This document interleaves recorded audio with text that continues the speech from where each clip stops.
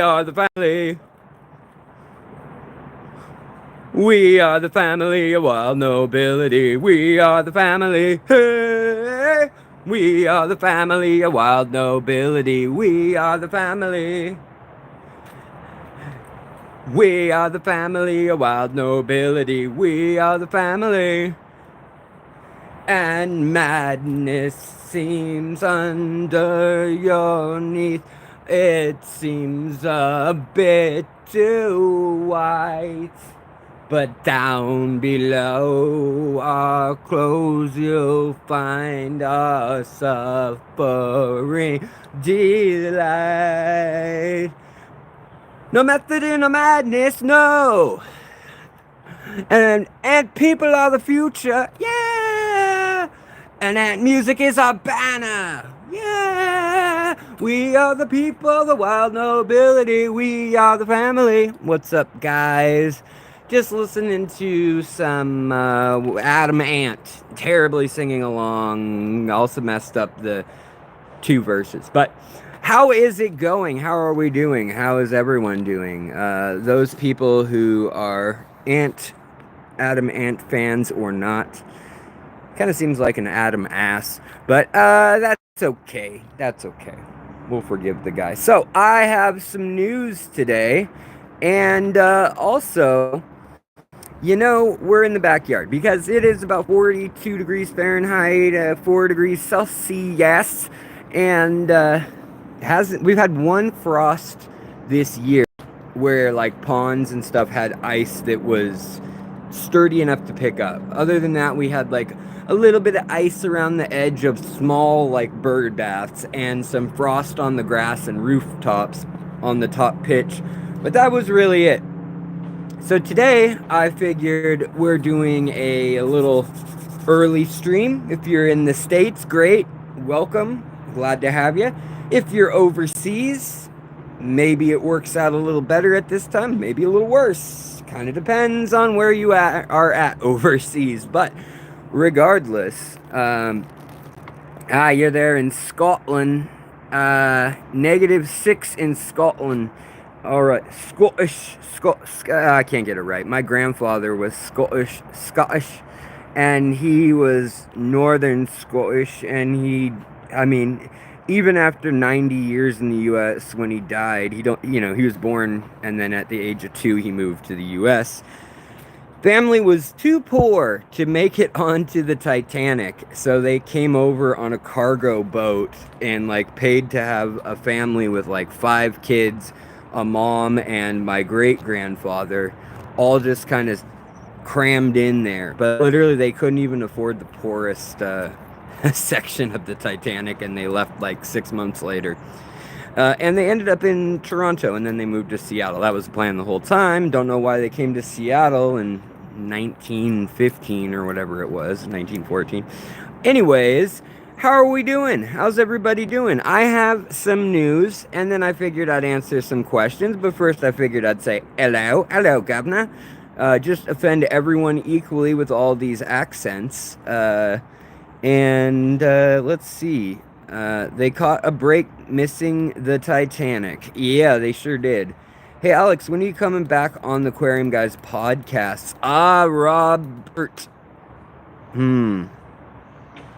I don't know. Hopefully soon. I enjoy the heck out of it, talking with those folks. Guys,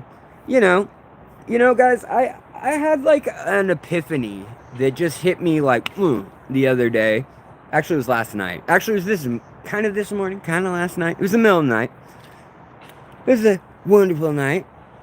And this wonderful night, in my head last night, I had this cat, and it was like bouncing off of me, and I was like, no, kitty, and I have to sleep on the couch because I got to put my legs up over my heart. Like, my knee has to be over my heart. So my legs have to be very steeply inclined, but then I can't have my head too much lower than my heart, or like you get the head rush and you wake up with like literally everything numb and your head throbbing. It's just bad. So I sleep kind of like in a V, which is great for my herniated discs, but it is hopefully healing the puncture wound in my foot that's been 6 months now, which is ridiculous, redonkulous. I mean, I know it was an inch deep and a piece of glass, so half a centimeter wide. It was a thick bottle bottom, I guess, that went in. Anyways, apparently those things don't heal well in the dead smack in the middle of the callus of your foot. They just keep opening. But it's good to see everyone here. And my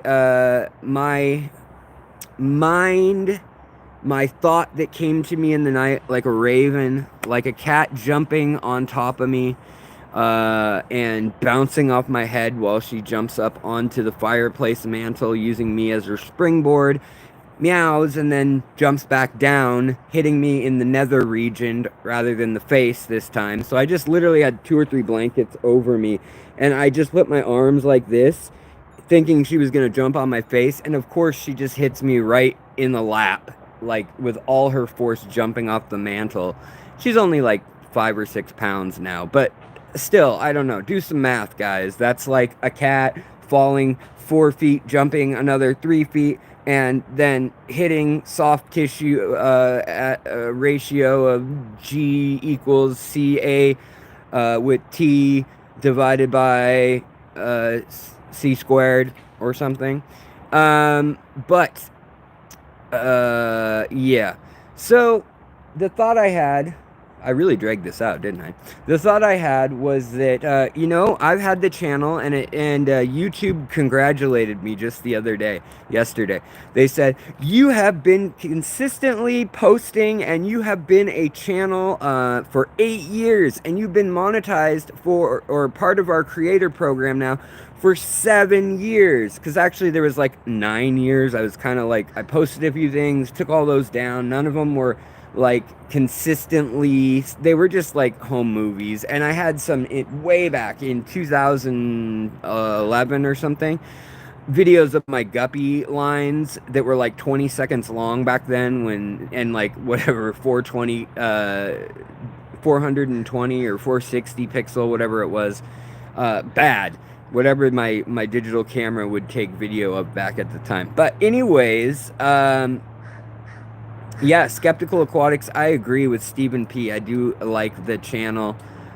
Interesting stuff you're doing over there. Like the spirit of it. And I know we talked about the challenge of growing plants with no substrate and just liquid ferts, or no liquid fert. I'll have to double check on, you know, your parameters again, the challenge thing. But I think those are fun, and I think they bring people together, and I think we can learn a lot when people, when 30 people conduct a test. It's a lot better than when just like 1 or 2 do it, you know, because then you got that peer-reviewed kind of peer engineering or peer reproduction. Peer reproduction, that's a whole different thing. That happens at like the ACA and Fishtober and, you know, all those things. So, anyways, the thought that I had that is like really kind of driving me, haunting me, is that I got this thing saying, congratulations, you've been on YouTube now for 7, 8 years, 9, whatever it is. It's let's call it 7 years of consistently posting every week, or trying to at least. And I realized that there's a very real possibility. Say it takes another year or 2 to hit 100,000, but say when you hit 100,000, supposedly you would assume that you could maybe make a living, right? Or maybe at that point you would feel vindicated or successful. I already feel immensely grateful and successful for what the channel has become, and you guys are here right now. I mean, all that. Let me just say that first. But in a bigger sense, we're nothing in the fish hobby. Even the biggest fish channels pale in comparison to like some of the big, you know, YouTube channels, the kinds of money and sponsors they get, you know, all that kind of detail. And so to say that you're a viral success, or you're a success in your field of pets and animals, I'm like number 2070 or something, 2700 or something. But if I feel like 100K will be a turning point. And what's awkward is that I'm making about what I made in the last 3 years. Is kind of it kind of went up for a little bit a year or 2 years ago, and then it kind of dropped back down because they restructured stuff, and I restructured stuff, and Patreon, and the members program, and like there was just a lot of things that changed, and my affiliate links and stuff like that. But moral of the story is I'm like, man, I think like what if all my like favorite ideas and content, like concepts that I felt so motivated and creative to create, what if they're just like all like squeezed out of me, and I'm just kind of like the best years are over, like that honeymoon period, that spark. Like I wish I could have the video editing skills and the know-how of interacting with the community, and you know, that kind of stuff, the do's and don'ts of YouTube and censorship and all that kind of junk. Like if I knew all that and you could jump in and apply it freshly, like I just feel like, man, the channel would have so much energy. You'd have like 4 videos a week again, and 3 live streams a week. And yeah, I just kind of find that like ironic that a lot of times by the time a channel takes off, the creator has done it long enough that yes, they've gotten good at the art form, or that is what allowed them to get there, but their spirit, their soul has been kind of run down. And when you create consistently, you know, at least one, if not 3 or 4 or 5 videos in a week, like I did at some points, a lot of points over the years. I mean, I've got 2,000 videos, including live streams, over that now.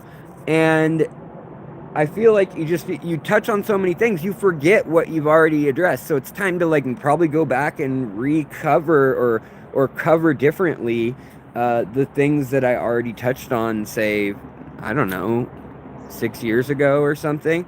Some of them I think of as like great content, and I just want to leave them as is, and I kind of like the charm of them at unpolished at the time. I wish I could like repost them as new, which I suppose I could re-upload and then post it. That'd be a weird thing to do. You'd all be like, whoa, Alex, you're skinny and you don't have like a million health problems, and you know, all that stuff.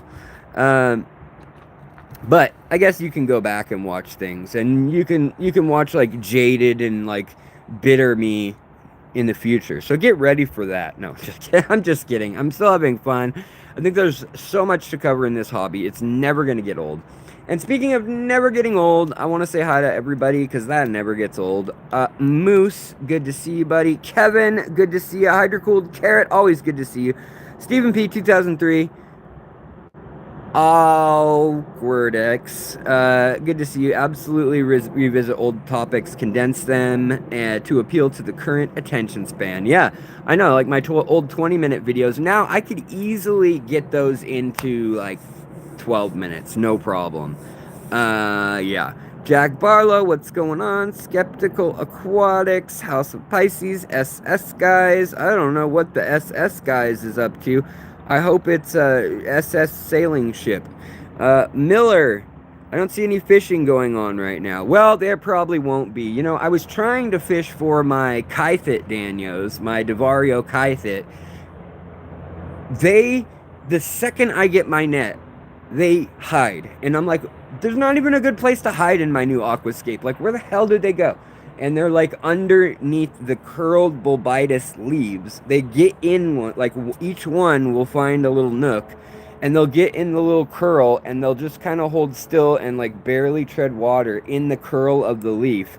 And in theory, maybe I can take the bulbitis and put it inside a bag, but the way the rocks are set up, I can't get a net in there without lifting it. And when I lift it, they fling out and then they swim up into the log. And so these Kythit Danios, let alone like Zebra Danios or whatever, they're so freaking frustrating to try to catch. That is for sure. So no fishing going on now. Even though I would have liked to fish. I would have liked to fish. Niall, good to meet ya. Evening, mate, from Ireland.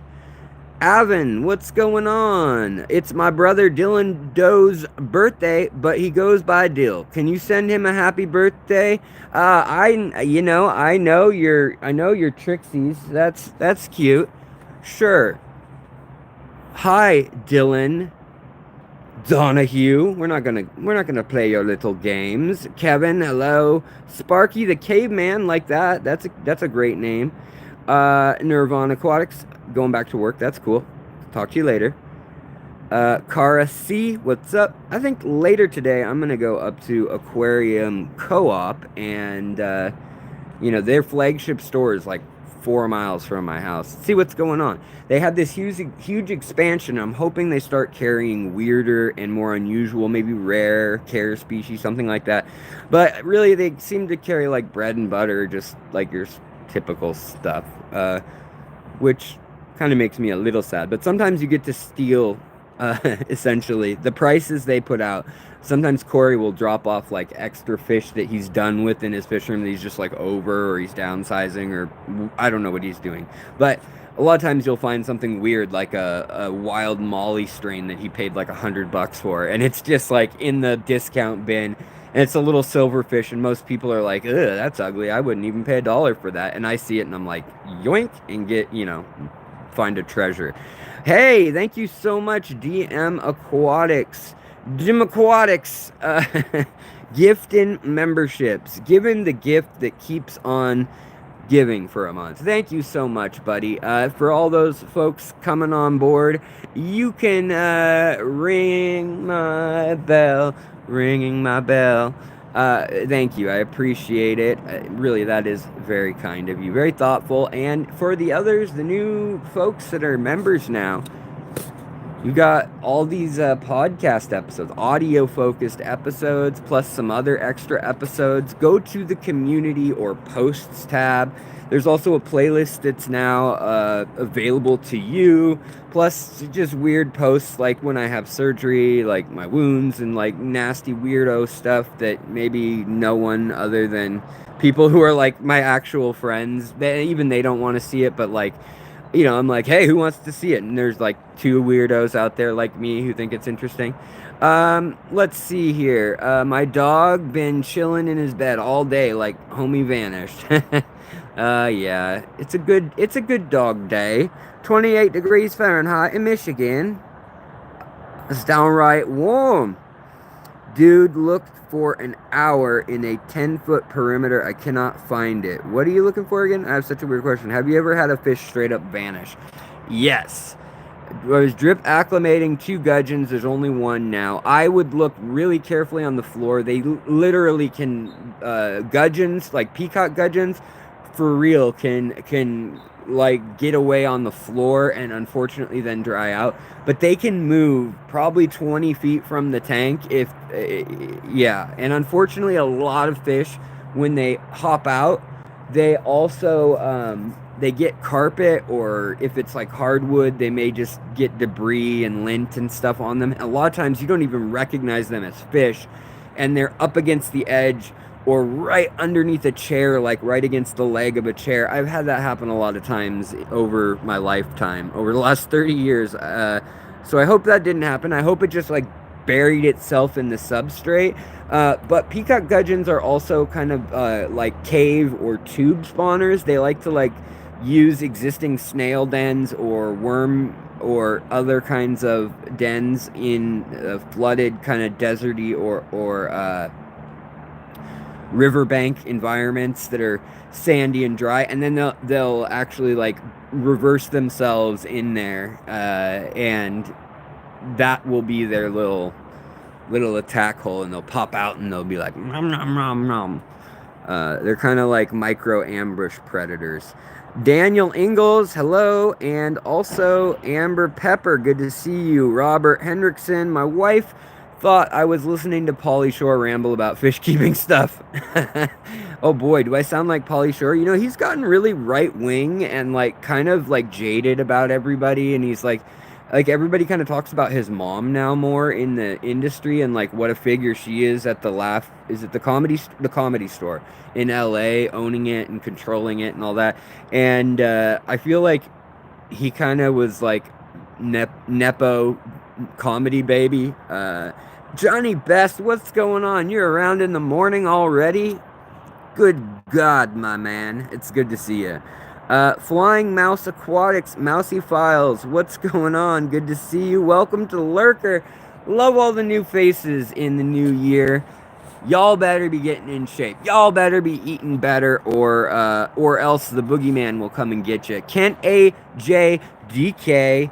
Urgent, urgent, emergency, urgent, urgent, urgent. Hello.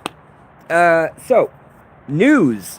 Fish news you can't use, but maybe you'll find it a tad bit interesting. Okay, guys.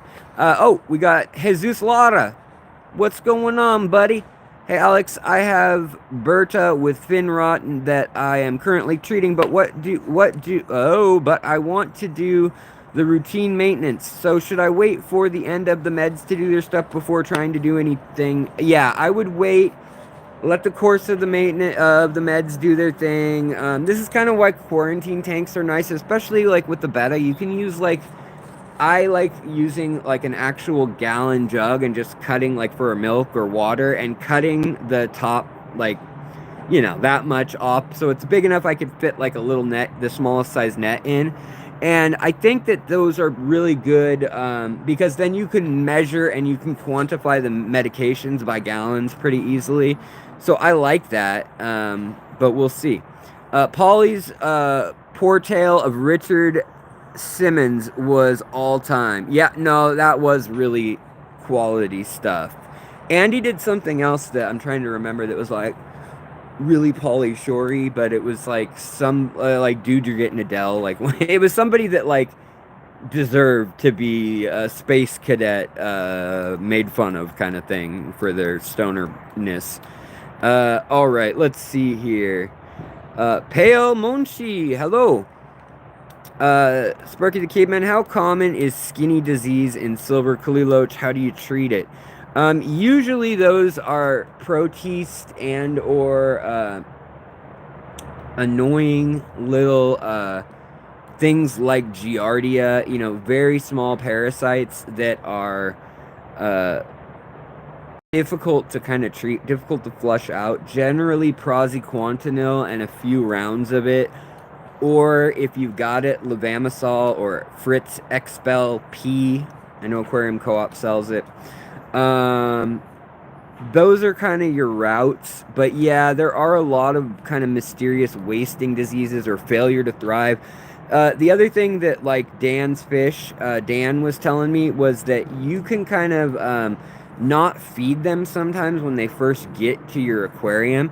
And also sometimes people, and this is going to confuse you because it confuses me, but don't treat them for like don't treat them with antibiotics or antiparasiticals right off the bat, like right when you get them, just because that actually can just strip their gut flora, and unfortunately then they can't digest a lot of things like the harder fibers and things like that, some of the protein that's more complex in a lot of fish. Like guppies have issues with that too.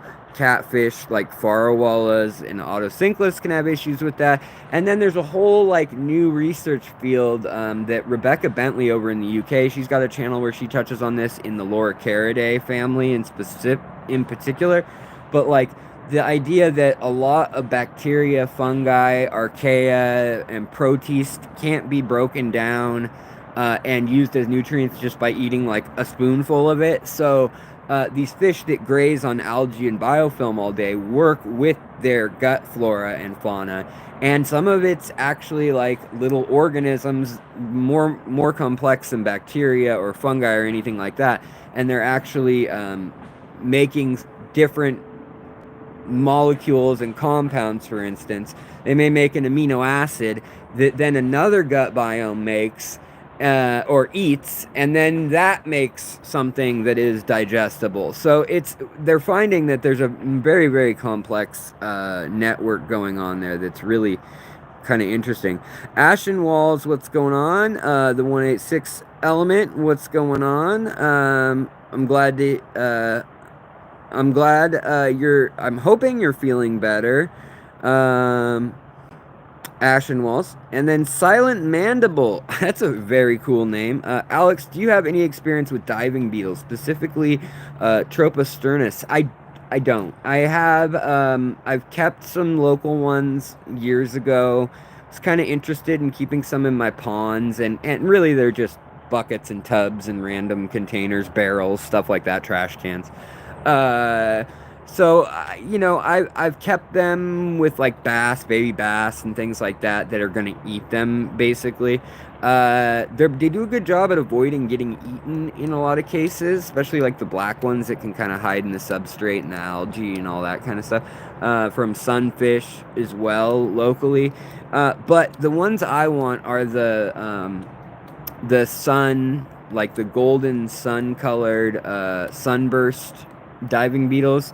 I have a video of them and like their info, their care, and yeah, really interesting to keep those. A lot of them will attack small fish, they will attack shrimp, they will even eat plants. So you kind of got to do your research on which species you're going to get into. But I haven't done a ton of that, to be quite frank, up in the actual heated aquarium realm, more like local species and stuff. Luis, Carlos, Herrera, Marroquin, there's a name. That's why you never medicate fishes since the beginning of quarantine. Yeah, unless you see that they have an issue, don't worry about it. Is this Laura? Oh, yeah, no problem, buddy. Nick R. In a sea of misinformation and junk science on these lives, your live has been a welcome refuge for people who respect intellectual honesty. Has been great tuning in. Well, Nick, welcome. Thank you so much for tuning in. I can't do it without you guys. And today, lately, you guys have been so incredibly freaking generous with the guest memberships and you guys just being members, supporting the channel. And it really, it is giving me more juice. It's giving me more energy. I hate to say that I'm like driven by money and like, but I am driven by approval and like that excitement for knowledge, and it makes me want to make more content when I know people are stoked. And also when I see that the content's starting to gain traction again, like lately the videos have kind of YouTube has been showing them to more of y'all, and I'm really stoked about that. Because for a long while it just like dragged me down for missing a month during when I was in the hospital, and it just took a long time to kind of get that momentum back and the schedule back in whack. And I think we're pretty much there now. So hopefully we can average 1.5 videos a week, if not like one or two of the maybe newer kind of audio episodes. The Fishtory, well, they're not newer, but I mean, I want to get back to them like I did the other day. And they might be a 20-minute episode, they might be 3 5-minute episodes, but I'll post them in 15 to 30-minute blocks, and then you can listen to them for like a podcast in your car kind of thing. And I like to do those for members, but I'll probably do them as we restart. I'll start with doing them publicly, and then kind of have that as an extra perk for the community members in particular. That's kind of where it started. The first 100 and some episodes are still private, so unless you're a community member, which thanks to the people that are here right now, you guys rock. Empire of Dirt, Jeff Kane, what's going on? Your gifted memberships. Dino Sauce says it's crazy what you can learn. One is actually motivated towards the subject. Totally. And you know, for me, the best thing in life, like literally, like, and I've tried everything out there, and it was a problem. But the best hit, the best fix of all, is when you learn some piece of knowledge and you were interested in the topic at the time, or maybe you weren't, but it's, you know, it's stuck in your mind. It's something that crosses your mind every once in a blue moon. And then all of a sudden, out of the blue, something completely disparate. So maybe you learned about mechanics of tractors, and then you hear that the way a mitochondria in a cell works is exactly the same as the gear tooth ratio of, you know, a tractor, you know, or something like that, or light spectrum, and the way iridophores work are crystalline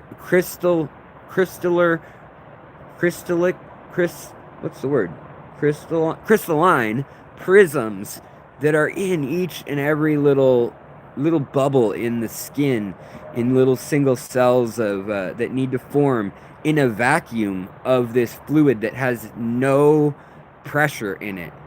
So these cells form a little dome of zero pressure, it like neutralized pressure, and then the crystals form in a matter of like minutes when these cells are kind of coming together and the ingredients are all there, and it sets up. And with guanine and guarine as the elements, you get any color of the rainbow in a metallic and a beautiful, like blindingly beautiful bright color. Like that color changing paint, they figured out how to do that by looking at fish scales under microscopes and realizing what iridophores were.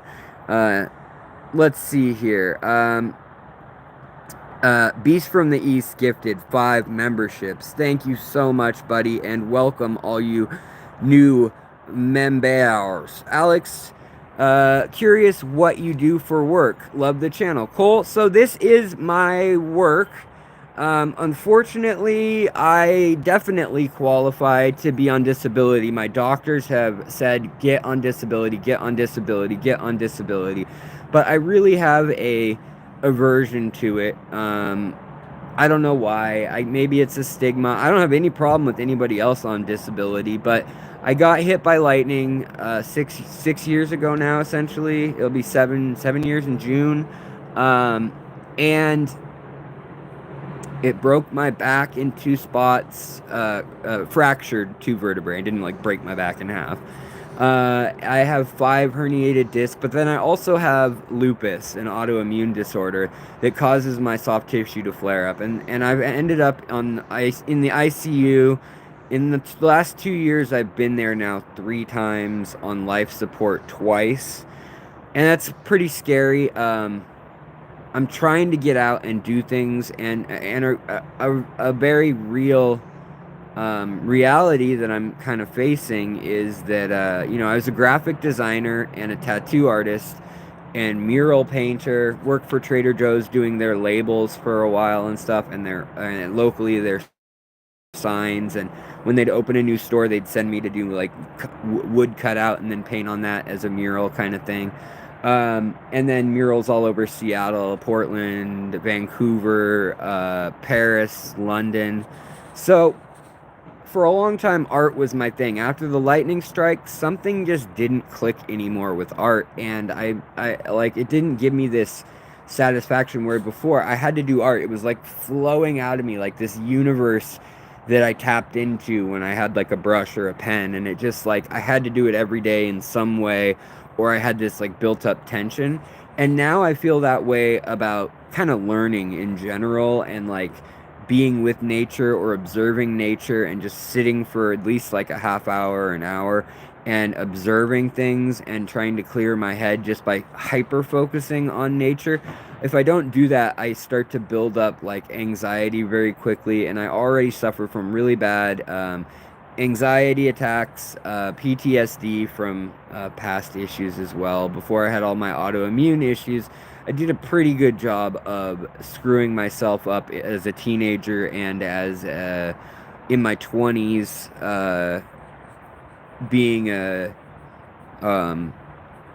I don't know what you want to call it, first an alcoholic for 8 years, quit drinking when I was 21, and then ish 22 for real, and then quit all that. But then I continued hard substances, and I had a malformation in my spine that caused a lot of pain, and so back in the days when they were giving out medications like candy, I kind of fell into that and liked it, and basically went off on my own. And throughout college, I decided, as I was getting my archaeology degree, that I was gonna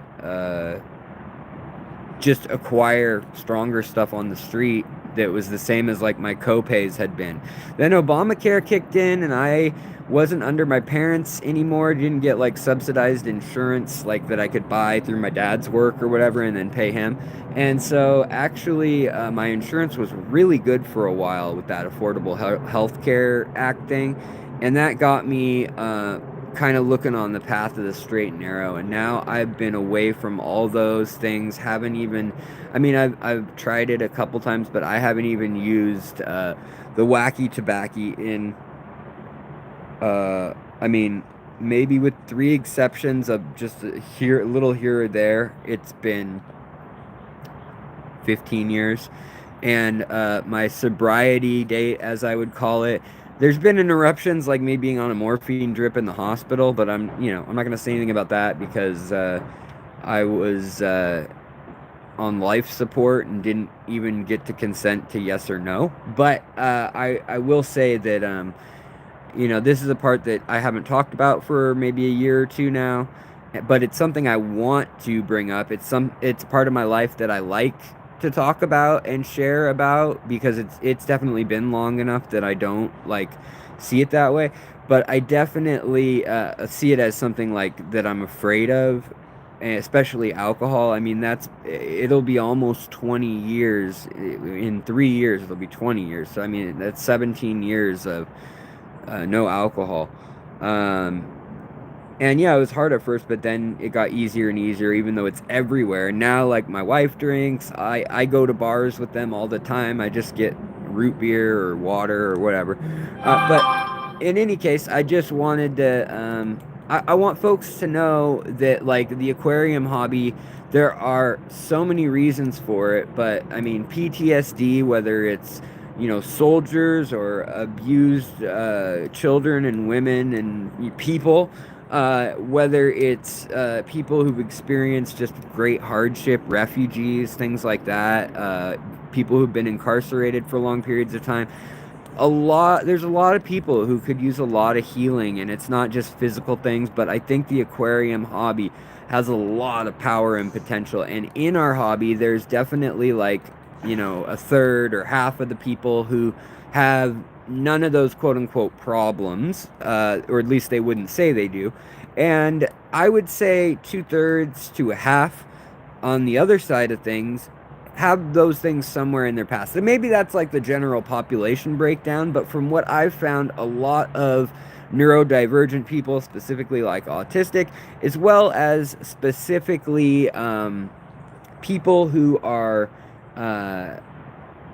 who've been through trauma, find the aquarium hobby very grounding, soothing, and a very, very helpful way to lean on something, especially when religion isn't necessarily like the thing. A lot of times nature or the universe and science kind of replace it, and then after that it kind of becomes not in a way like, there's some atheist people that will treat science like a religion in a kind of confrontational way, but I mean it in an awe-inspiring way of like, how could everything be so perfect?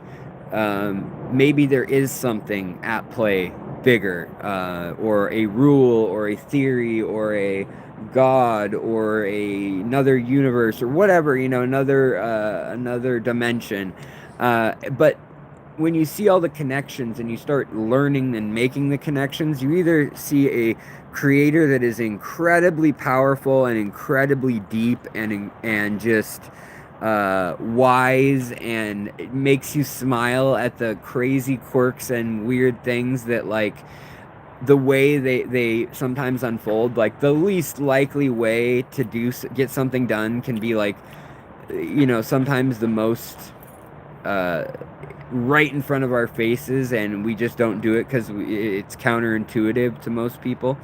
And so I think that the hobby just touches on so many different sciences, so many different combinations. It's like a combo lock that you're trying to solve, but there's endless combinations. There's thousands of them. And Philly Fresh, what's going on? Good to see you, man. Welcome. Book Mouse, I was 12 when I started loving aquariums. Of course, I love animals as well. Amber Pepper says, I agree. I started aquarium out of mental health treatment center. I'm autistic and have ADHD, CPSD. I'm sorry. And it's been soothing for me to fixate on. Yeah. And, I just think that these are things in our society that right now, and especially the last, 5 years, I mean, I've lost the girl I took to prom, who was my best friend in high school, and for about 6 years after, I lost her to an overdose. Um, I wasn't with her that night. I knew her struggles, and I flew down to Vegas where she was living when I was in Seattle the next morning. I was there to literally hold her mom while I held her mom's hand and scribbled like just anything for a signature. And we had to go ID her. And I had to see this girl who I, dated, who was a friend, she was everything to me at one point or another. And knowing she was just gone and just blue, it really changed my life. And since then, I have lost another dozen people to opiates specifically, or drunk driving, suicide as well.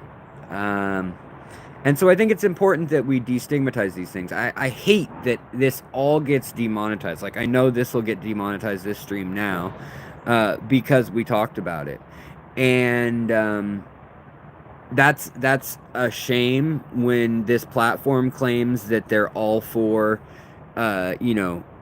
inclusivity and talking about mental health and all about wellness, but really they're all about what sponsors will want to book a slot and pay the most money to put ads, and that is on non-controversial topics, on downer topics, and stuff that's not a bummer.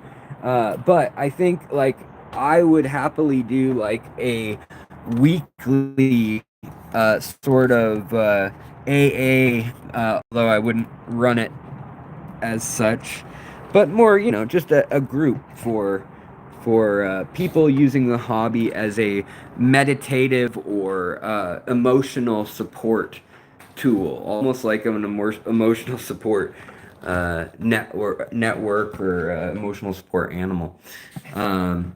Because I think the hobby for me definitely is, and I know for a fact there was a period for a while there where I wouldn't have made it, and nature and the beauty of nature and learning and the excitement that sparked in my brain, when you get off opiates after like a decade on them, you find it extremely hard to find anything entertaining, pleasurable, or whatnot, because all those reward pathways are just toast. They've been overstimulated, and you've been getting a fake or a synthetic version of those natural feelings for so long that your body no longer creates its own reward feedback loop with dopamine and serotonin, specifically with the serotonin, which is like long-term goals and long-term fulfillment. Like when you learn something and you apply it, or when you build something and you're proud. And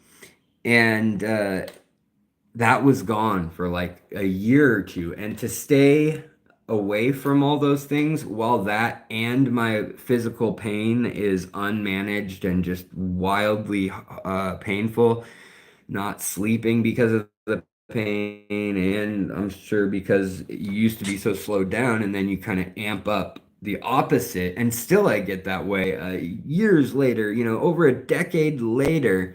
I still get all revved up and amped up by learning and stuff, and it actually gets uncomfortable. Like, I have so much energy that I feel like I'm on some sort of stimulant sometimes when I get excited, and really it's just, still my body. Yeah, I've been off it from daily use and whatnot, other than that hospital stay this summer, for, over a decade now. And it's like, yet I still, it's still there. Like, I think it permanently changed me in a way that I cannot find um, satisfaction, and I don't feel pride or what's that word? I don't feel like a sense of accomplishment or proud of a lot of what I do. It takes a whole lot to get that feeling.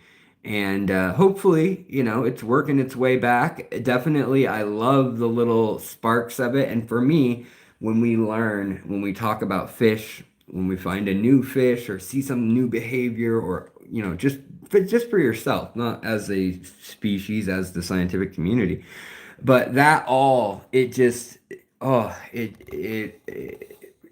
it's better than any drug. There's no come down or anything. It's just great. Oh, somebody wants to say hello. Are you okay, my love? Are you okay? And we got Princess Buttercup here.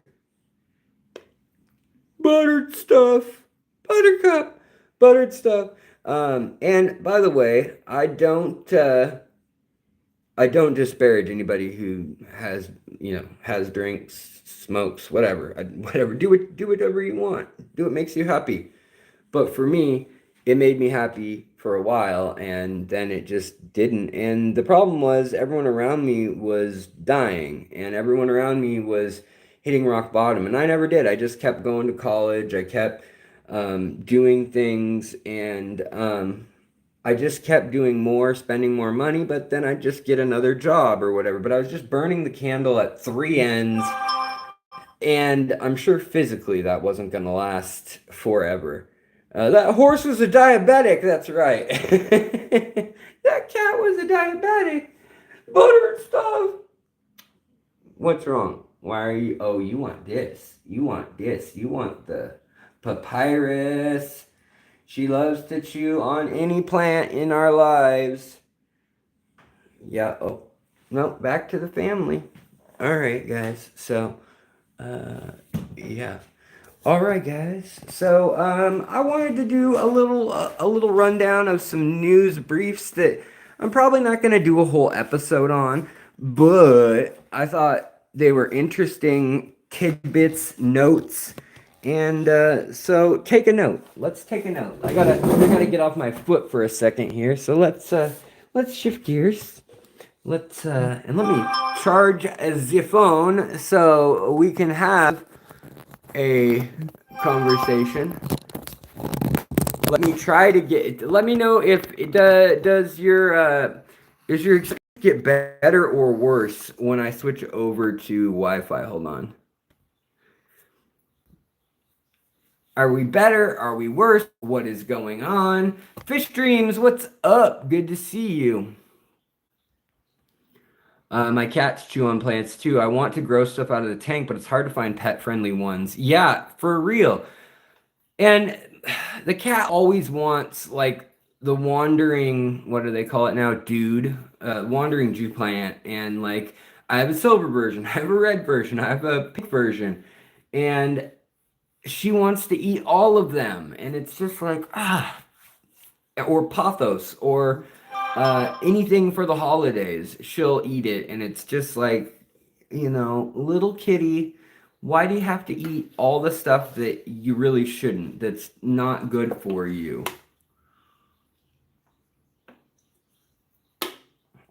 This is from yesterday's live stream. That was not worth it. Had to refresh, buffering, way worse. Okay, well, let's switch back.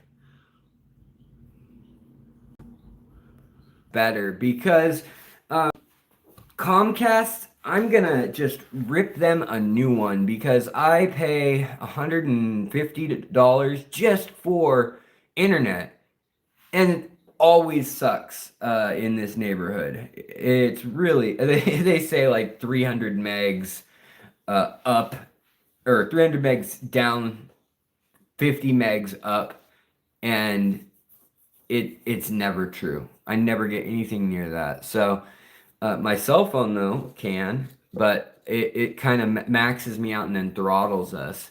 So that's why. But if people are seeing better, Beast from the East, you might be getting a little bit different. You might get a different, like, latency see or whatever's going on. Maybe it was already bad to begin with because of the fact that you're overseas. But for people in the US, it looked like that they were saying like, "Oh God, it's awful." So I don't know. I'll just listen to the chat. Maybe we'll see.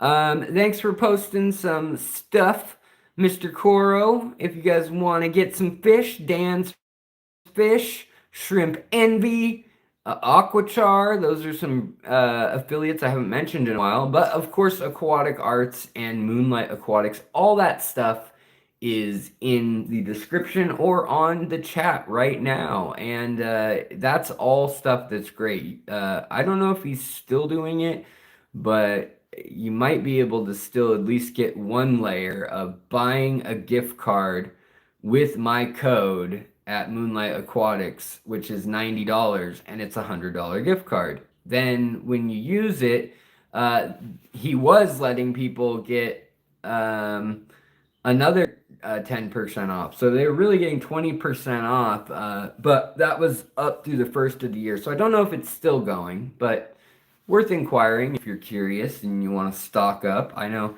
I did. But also, the thing to know is that a lot of flights are going through LA, a lot of flights, or rather, or LA, and Orange County, and not to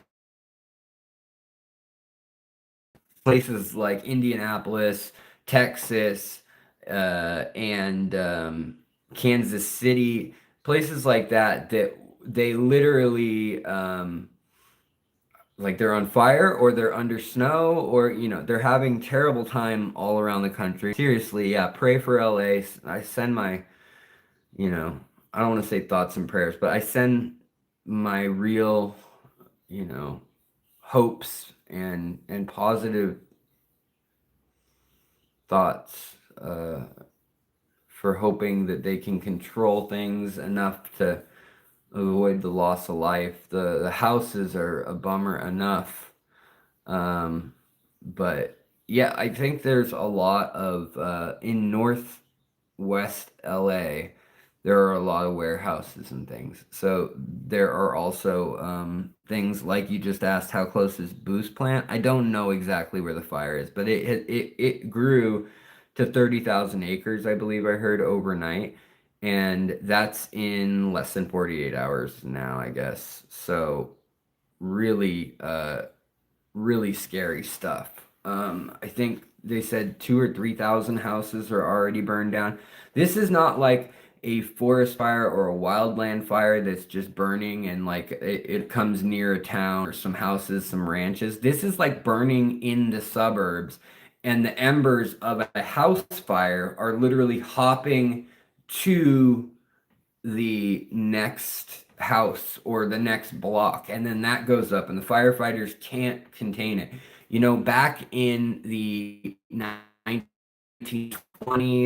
1908, and in 1899 and in 1897, yeah, those years in different cities around the US, they had to use dynamite to actually prevent fires. So they literally dug trenches and filled the trenches with dynamite along a whole street. And they'd even go into the sewer and pack it with crates of dynamite and then just set it off so that there'd be a crater in the ground and all the houses are gone. And then they'd spray that with water. And this is like, 10 blocks from the fire. They do this in the morning, hoping that this would be a buffer, like 2 city blocks of nothing. They just destroyed people's houses before there was even a fire. Yes, in dynamite, 1906, thank you. I was thinking of San Francisco in my head, and I was thinking '08, but '06. Thank you for the correction. I appreciate it. You live in Santa Cruz, you can smell the smoke in LA fires 4 hours away. Sparky the Caveman. Wow, that's wild. Today, CO2 bombs are still being used. Yeah, definitely.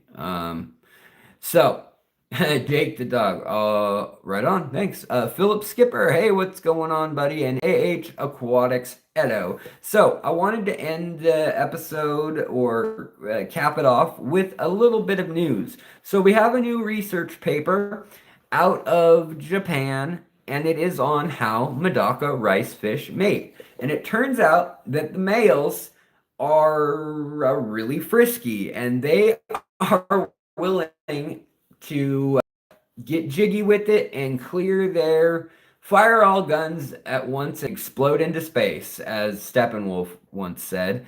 Uh, 27 times is what they recorded from one of the fish, but 19 is the average times a day that male rice fish uh,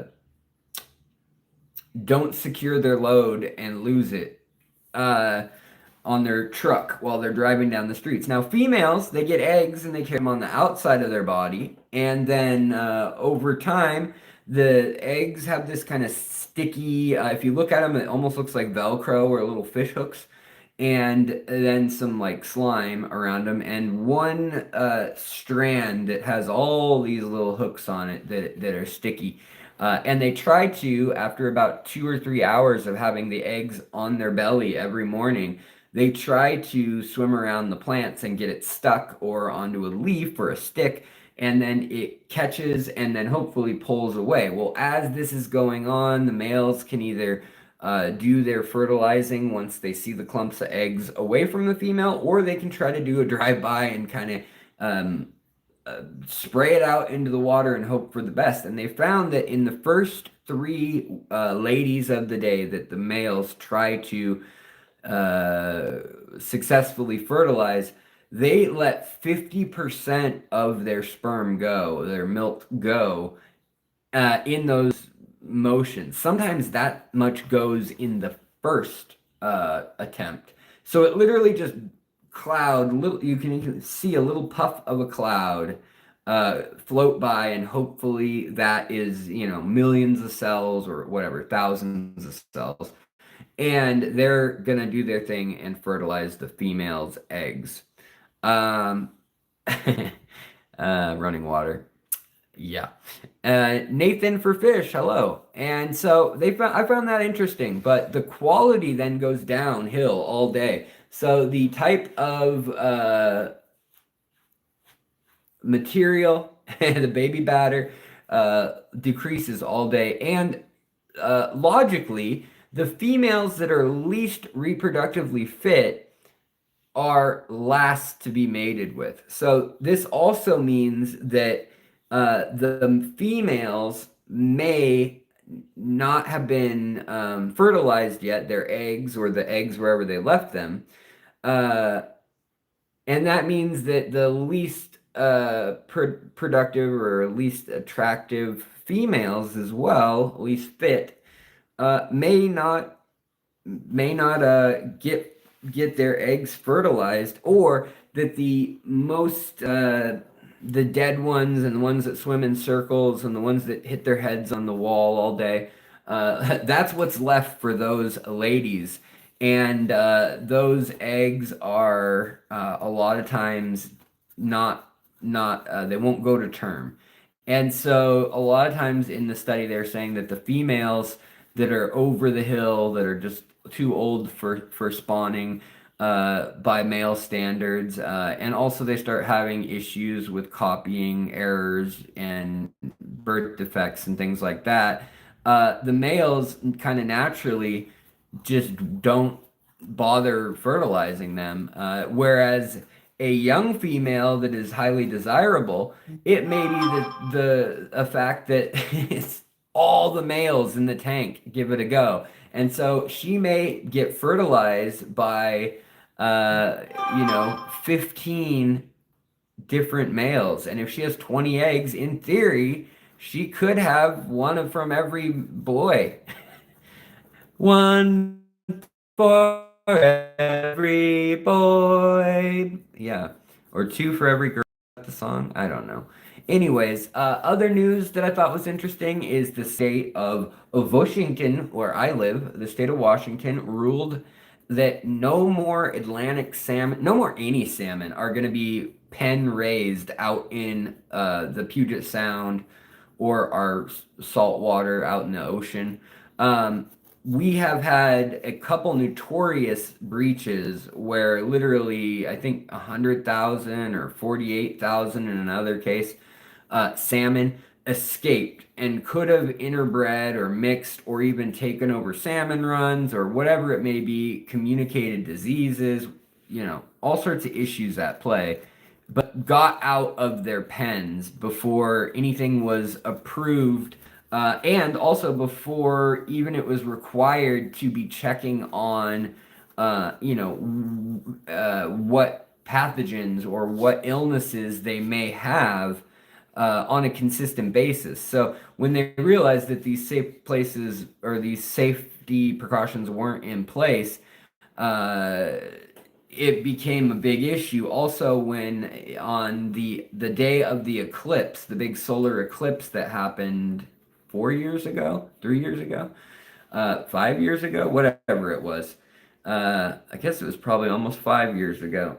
That was also a time when the most salmon got out, and they blamed the eclipse for causing a super high tide, and it turned out it was totally just negligence. So that's kind of crazy. Now, a video that I want to know if you guys would like to know if a video that I would like to kind of cover, if you guys are interested, let me know, is that the new changes to the Panama Canal have totally changed the ecology of the ecosystem in Panama's lakes. So when did this info on Medaka come out? It came out 2 days ago, I believe. If you look for it, just Medaka mating, you'll find it. New York Times covered it. A number of like pretty big normal outlets. IFL Science covered it.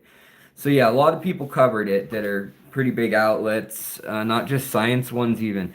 But I was gonna say that the the Panama Canal, they're doing research right now to figure out what is going on with the absolutely staggering number of species, saltwater species, seemingly doing okay in freshwater, in some lakes that drain into the Panama Canal, but more troubling for hundreds of miles up the coast, up north and up or down south on the Pacific side and on the Atlantic side.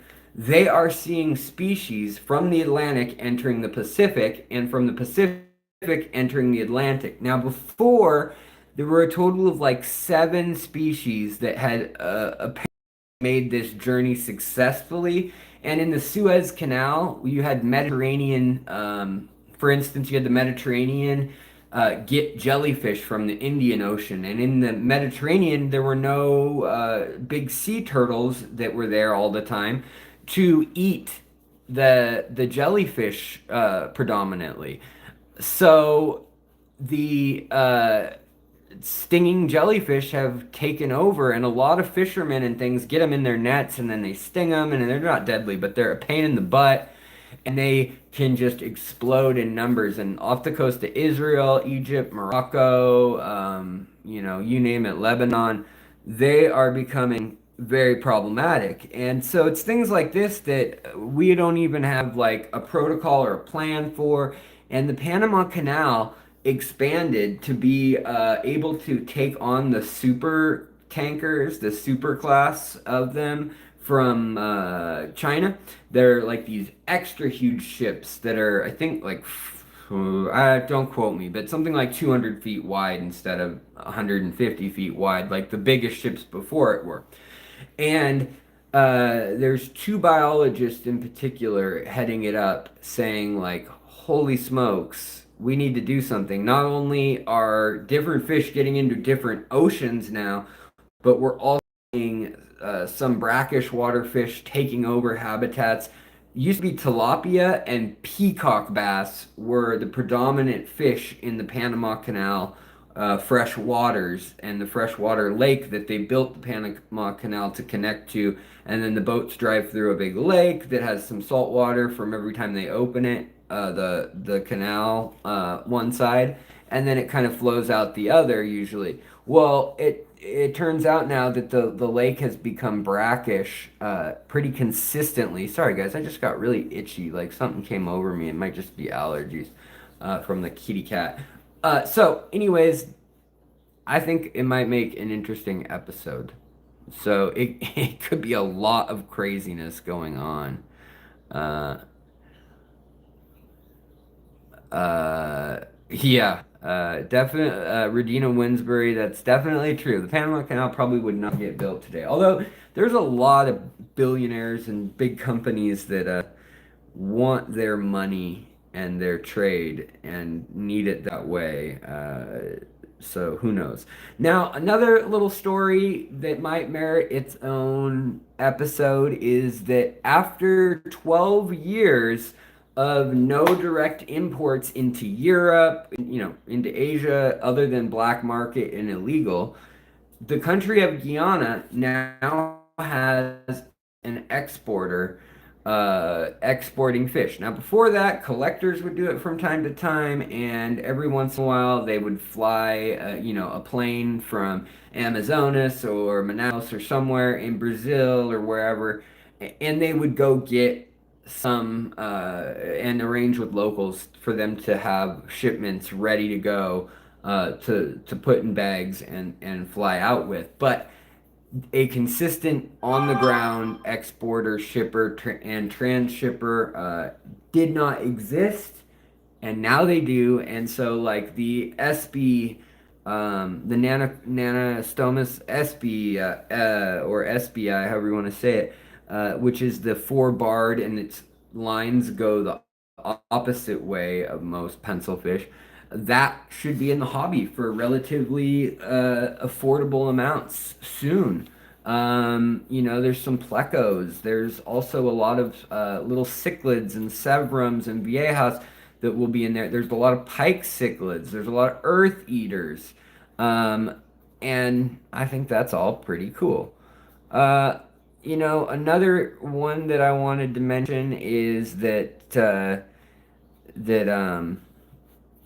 Shoal, which is a group that specializes in the preservation of freshwater species of fish around the world, they have been working on an initiative for 2 years now, but they finally have it in place and working, and they have protected now a total of 273, no, 283 fish out of 1,000 that they wanted to protect that were on the IUCN UN Red List of either critically endangered, or extinct in the wild. Things like the desert pupfish, or things like uh, the Alabama elosoma. Some of the fish that maybe they just exist in one lake and that's why they're on the list. Others were things that were once very common and now can barely be found in the wild, goodeids and things like that. But either way, it's cool to know one, that there's funding for 717, or rather, there is not funding for 717.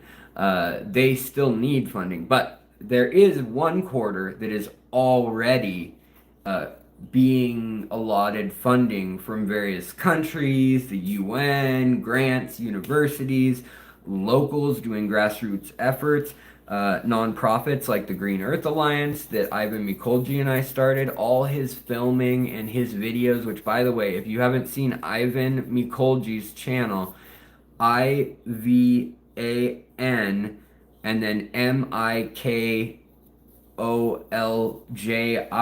Ivan Mikolji.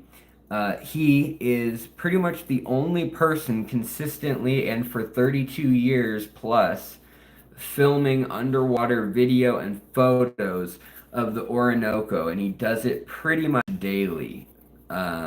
It's very impressive. He's caught a lot of things that are kind of once in a year, once in a month, once in a lifetime, whatever they may be, rare moments and unusual displays. He has found over 40 species and photographed over 200 species that were never photographed before he got them.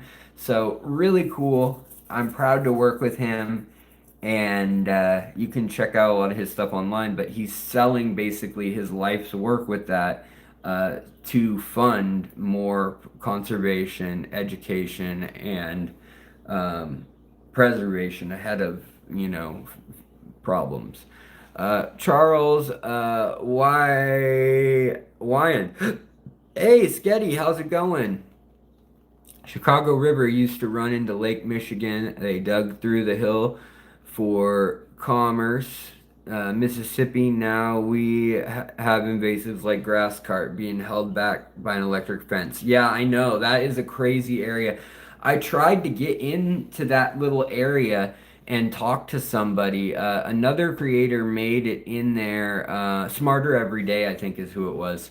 Like 2 years ago. But I applied for the like if they'd give me a tour or if I could get a filming permit when I was there for the AGA conference in Chicago because I wanted to go see the stretch of river that literally has an electric fence. And it turns out that some fish don't give a damn and they will just get electrocuted even though they're like yeah, like spazzing and like tensing and not able to swim straight or well. They get scared and they don't just turn around, they keep going through this like 100 yards or whatever it is of getting shocked. And I think there's a break in the middle where they don't get, but I don't know, I didn't get to go there and like get the rundown personally. But yeah, it's something very bizarre. I guess they said though that they're holding back the jumping carp, pretty well from the Great Lakes, at least, from what could be expected.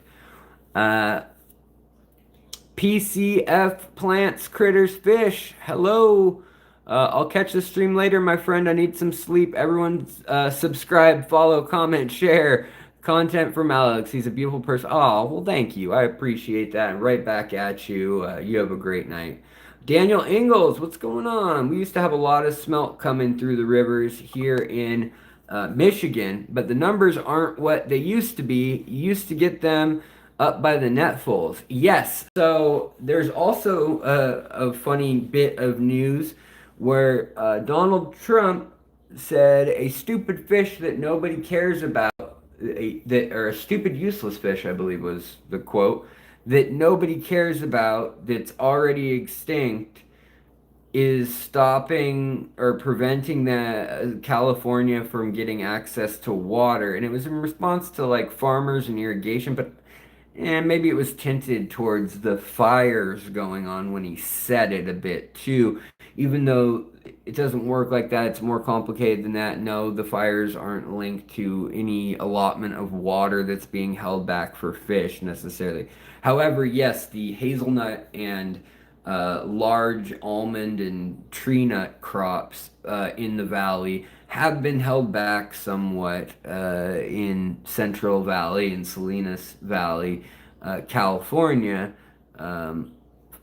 for fish, for smelt that they're trying to have make a comeback and protect.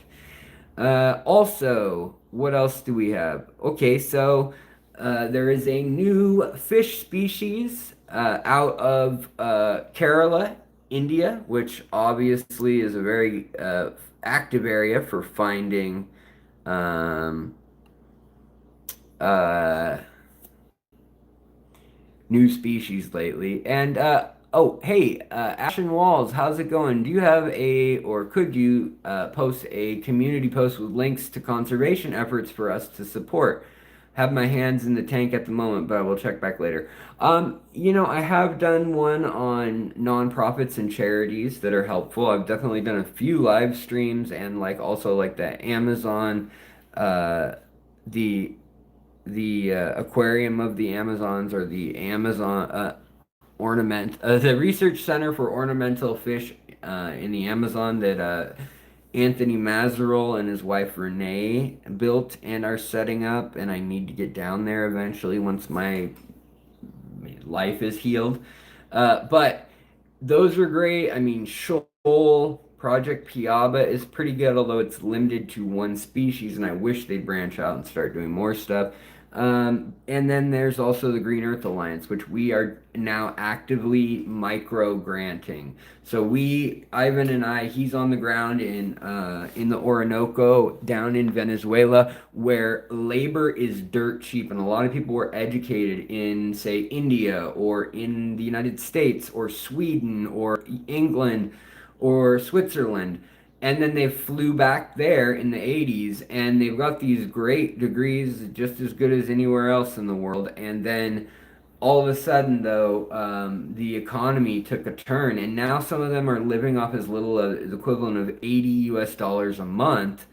And that's like, to get by, it's almost not plausible, and a lot of people are leaving, obviously, but the ones who have stayed, who are in the universities, who are trying to preserve things, sometimes it's something as simple as the lid on a specimen container being corked, and nobody would approve it in the university meeting to keep up the specimen containers. And it may be the specimen in the world that is the prototype, that is the zootype for that species. It is the idyllic version. It is the version that all species members are compared to.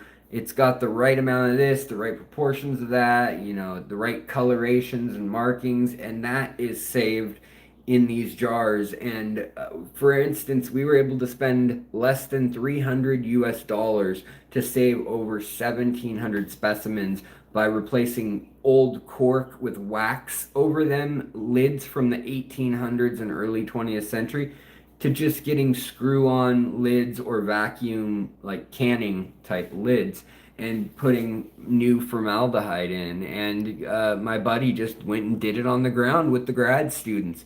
Also, we're reintroducing the diamond tetra, and usually the US brings in, Harvard trained professors or MIT, whatever. Some place that's prestigious.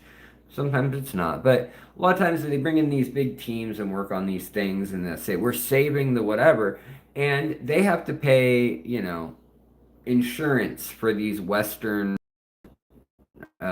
big city folks who aren't used to the heat. They have medical costs if something happens. Students, if they could get kidnapped. I mean, there's just endless things that make the price go up and that they have to plan for. Whereas if you can hire the people there that know the river, that know the lake, that are already studying things, that are getting degrees that are accredited a lot of times in our better first world Western countries. I'm not saying that literally. A lot of times with things like ichthyology or math or whatever, like, yes, there are Ivy League schools. Yes, the Western world has a lot of good institutions, but usually most countries have like a few institutions that are noteworthy and up to the same standards as anywhere in the Western world. We're a very connected place now. And yes, I had a, sorry guys, I was like, ow, what is that? Something poked me. And it was just a safety pin on my, poking into my thigh. Didn't feel good. So, thank you for the post, Mick. greenearthalliance.org. Appreciate it. The other thing that I was going to say is, oh yeah, they're in Kerala. They found a new loach, and they're calling it the Pothala eel. A guy was taking a shower, and he looked down in a shower, an outdoor shower, and the drain would back up from time to time, and he'd get all frustrated, and he'd be like, dang it, stupid drain, getting all backed up, frustrating me. And it turned out this time there were worms coming out of the drain, and he was like, "Oh, gross! Now we got worms. They're probably pinworms. They're probably sewage coming back up." And it turned out when he looked closer that they had fins and little whiskers, and they were a little tiny loach. And this is not the only case where in the last 5 years we've found over a dozen now loaches, catfish, or eels that are subterranean, that live in these massively connected underground caverns and rivers and things that flow under the limestone and under the limestone and siltstone of the regions there, in Turkey as well, and also in India, and then also Vietnam, Laos, Cambodia, and Myanmar all have their share as well. And then southern China massively has a huge population of those kinds of fish. In fact, it's probably going to make up a good third to 40-50% of the new freshwater species in this from this year, last year, is stuff that was from cave systems or limestone water, partial submerged systems. A lot of times they get into the wells and things through the cracks in the bedrocks. Or what's crazier is like out in the like Oglala aquifer that runs all under the Midwest. Theoretically, when we're doing things like fracking, you and I, when we do that, we're making millions from it. Yeah, we're the ones doing it. It's you and I. But yeah, when they frack, they put chemicals, water, pressure, and they crack the water by forcing it down there into these caverns. And sometimes there's rivers and springs and creeks already attached to that. Other times it's it's something that was completely cut off, was Swiss cheese and part of the water table or whatever, but it had to percolate through stone. But now that they have done this, there's earthquakes, there's settling, you've seen the water lit on fire. That's something that had happened before fracking too. It's a natural thing that happens, but it happens more when you connect massive caverns under places. But who's to say that we're not going to find a bunch of blind cave whatevers coming up through the plumbing or coming up through people's backyard wells when we start, seeing the results of all the fracking, especially if they're doing it in places like limestone rich, Kentucky, Tennessee, now and then go somewhere tropical, and it's really off to the races. Let's see here. I'm not sure, Philip. I'm wondering how they get Rapashi to solidify. Is it just agar? I want to make a chlorella soy hull calcium cube. I would definitely work. It would definitely work, but I don't know if it's the best course of ingestion for them. And maybe the cool temps will degrade all the chemicals. Yeah, I don't know. I don't know about that one either. If you could put that kind of stuff or work other things into Rapashi, like Metroplex and stuff. I do know, if you make the Rapashi first and then just sprinkle it on top, maybe it would just kind of soak in and diffuse, and you could do that.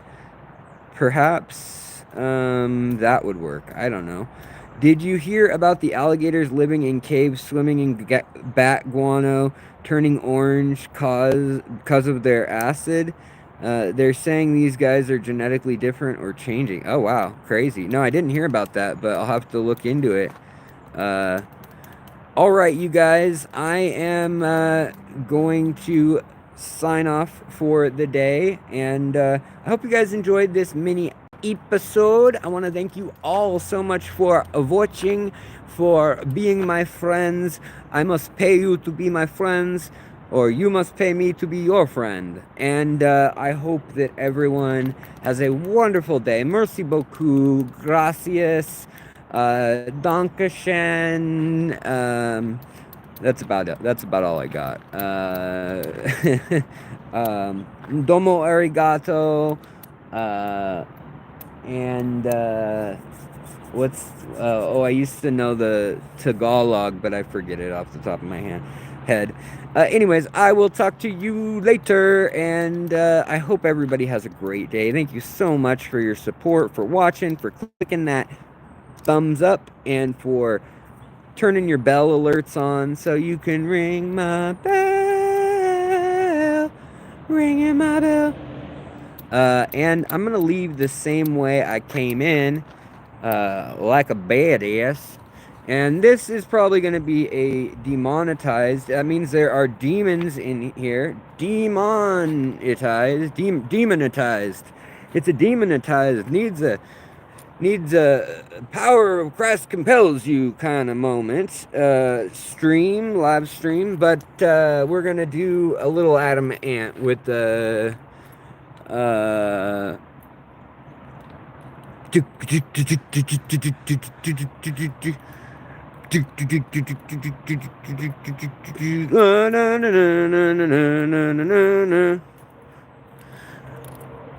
We are the warriors, yeah.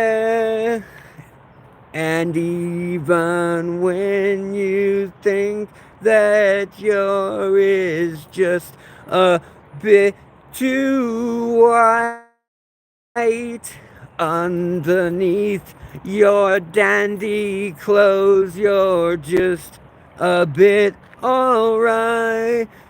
Well, people are the warriors, yeah, and people are the bonnets, yeah, and music is the warrior, yeah, and music is the banner, yeah. We are the warriors, a new frontier. Anyways, it's so bad. It's so bad. It was so bad, guys. It hurt our ears. I'll see you guys later. We're losing people quick. It's a bad one. And I can't remember the words anyways. Off the top of my head, I can't. I just can't. I need a karaoke. I need a lyric sheet. I can sing along to most songs, but off the top of my head, I lose a lot of stuff. All right, guys. Much love, much gratuity, much grotesquity. And I'll see you guys later.